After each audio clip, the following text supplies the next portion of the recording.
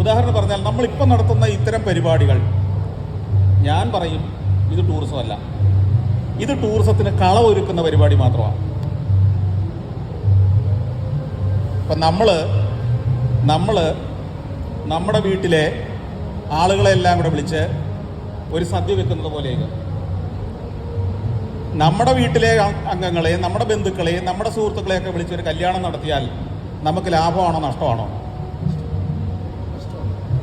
സാമ്പത്തികമായിട്ട് ലാഭമാണോ നഷ്ടമാണോ?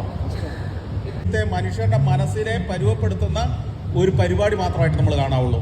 ഇതല്ല നമ്മുടെ ലക്ഷ്യം, ഇതല്ല നമ്മുടെ ഡെസ്റ്റിനേഷൻ, ഇത് നമ്മുടെ കളവൊരുക്കുന്ന പരിപാടി മാത്രമാണ്.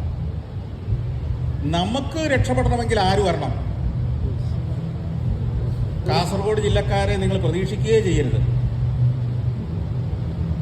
ടൂറിസ്റ്റുകളായിട്ട് വരുന്നുണ്ടെങ്കിൽ ഒരു രാത്രിയെങ്കിലും ഇവിടെ താമസിക്കുകയും നമ്മളൊരു ബോട്ട് മേടിച്ചിട്ടാൽ അതിൽ വാടകയ്ക്ക് കയറി യാത്ര ചെയ്യുകയും നമ്മളുണ്ടാക്കിയ സൗകര്യങ്ങളെ പണം കൊടുത്ത് ഉപയോഗിക്കുകയും ചെയ്യുന്നവനെ മാത്രമേ നമ്മൾ ടൂറിസ്റ്റ് ആയിട്ട് കാണാൻ പാടുള്ളൂ.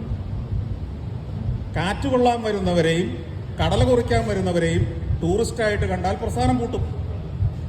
കിട്ടിയല്ലോ. സംരംഭകരോട് എനിക്ക് പറയാനുള്ളത്, അത് നടത്തിയെങ്കിൽ മാത്രമേ വിജയിക്കുള്ളൂ. അത് നടത്തിയ നാടേ വിജയിച്ചിട്ടുള്ളൂ. അല്ലാത്തവനൊക്കെ 3-ാം ദിവസം പെട്ടിമടക്കി പോയിട്ടേ ഉള്ളൂ. അത് വരണമെങ്കിൽ എവിടെ നിന്ന് ആൾ വരണം? താജ് എങ്ങനെയാണ് ലാഭത്തിലോടുന്നത്? താജിന്റെ ഒരു ദിവസത്തെ മുറിവാടക എത്രയാണ്? 20,000 ശരാശരി വരുമോ? Plus GST. അതായത് അത്രയും പൈസ മുടക്കാൻ വരുന്നയാളാണ് ടൂറിസത്തിന്റെ കസ്റ്റമർ.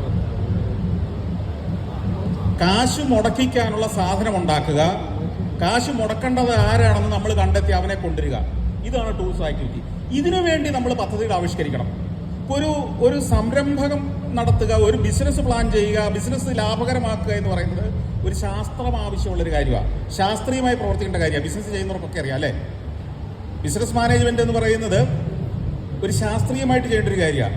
അതിന്റെ ലാഭനഷ്ടങ്ങൾ, ചെലവ്, അതിന്റെ ഓപ്പർച്യൂണിറ്റി കോസ്റ്റ്, ഇങ്ങനെ വിവിധ കാര്യങ്ങളെ ആശ്രയിച്ചാണ് ഇൻവെസ്റ്റ് ചെയ്യുന്നതിന് ആനുപാതികമായി റിട്ടേൺ ഉണ്ടാവേണ്ടത്.